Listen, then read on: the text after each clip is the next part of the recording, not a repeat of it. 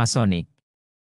Di luar kelompok cahaya pembentuk gerakan ateis tersebut, di Indonesia terdapat pula kelompok-kelompok Freemasonry lainnya. Pada masa kemerdekaan, kelompok ini berubah nama menjadi Freemason atau Masonik.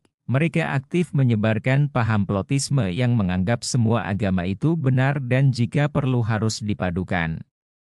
Seorang plotis harus dapat mengikuti upacara Islam, Nasrani, Hindu, dan Buddha.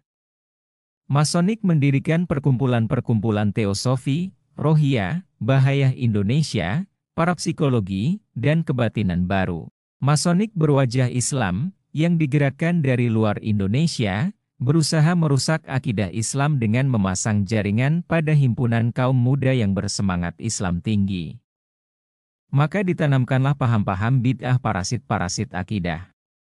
Di antaranya, 1. Paham serba akal dalam Islam. Mereka menolak mukjizat kenabian dengan halus, bahwa Nabi Muhammad bukan pembawa mukjizat, menolak pula kisah Nabi Ibrahim yang dibakar namun tidak hangus, kisah Ashabul Kahfi, dan sejenisnya.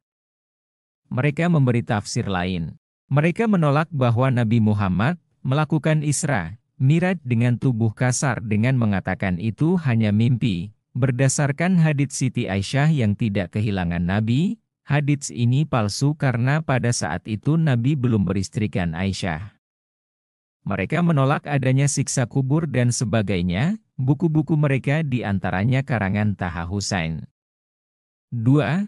Aliran Quraniyah, berpangkal dari paham Goldziher, seorang Yahudi Freemason. Ia mengatakan bahwa hadits itu hanya buatan orang-orang tertentu dan tidak berasal dari Nabi Muhammad. Pokok agama Islam itu hanyalah Al-Quran. 3. Gerakan-gerakan Kemahdian. Ada yang berasal dari luar Indonesia seperti Ahmadiyah dan sejenisnya, juga ada yang bersifat lokal.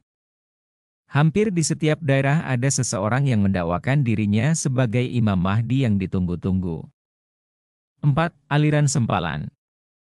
Seorang pemuda yang taat beribadah dan berjiwa jihad didorong untuk tampil menjadi seorang alim yang banyak dikunjungi.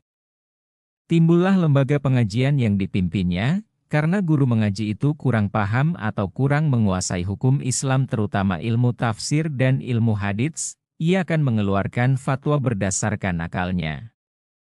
5. Paham sekularisme dalam Islam, yaitu menganggap bahwa segala sesuatu di luar rukun iman dan rukun Islam adalah termasuk urusan keduniaan, sehingga tidak perlu berdasarkan dalil.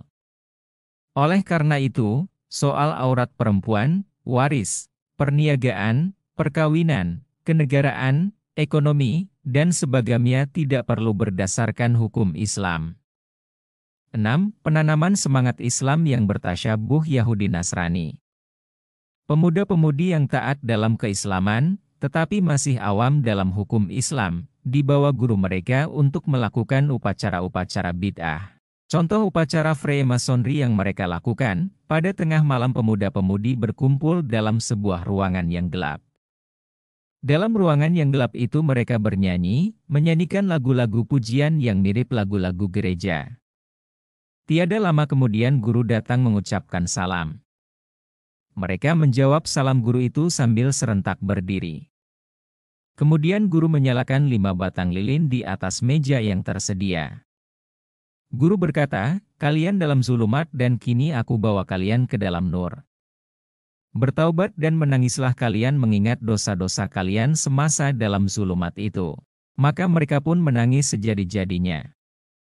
Tak lama kemudian guru berkata, buatlah segitiga dengan tangan-tangan kalian, rapatkan pada dahi kalian dan bersyahadatlah, lalu rapatkan tangan segitiga itu di atas Al-Quran dan bersyahadatlah. Mereka pun serentak mengikuti petunjuk itu. Upacara semacam ini banyak tersebar di Indonesia, Malaysia, Singapura, dan Patani, Thailand. Di Indonesia dinamakan Tafakur Malam. Di Malaysia dinamakan Malam Amal Taubalan. Pernah terjadi guru mereka itu memimpin upacara hari Valentine yang diisi dengan makan kue, menyalakan lilin, baca sholawat dan zikir nafas bersama, lalu ditutup dengan ceramah. 7. Islam kebangsaan, ditanamkan pada orang-orang awam yang bersemangat dalam keislaman agar jangan terpukau oleh tipuan Arab dan mendirikan Islam dengan situasi dan kondisi kebangsaan Indonesia. Karena Islam itu bukan agama Arab. Mereka menjauhkan Islam dari warna dan bau Arab. Buku-buku masonik berwajah Islam dikarang oleh alim ulama Freemasonry, murid-murid yang dididik oleh Freemasonry, dan kaum orientalis yang mengkaji Islam dengan tujuan lain.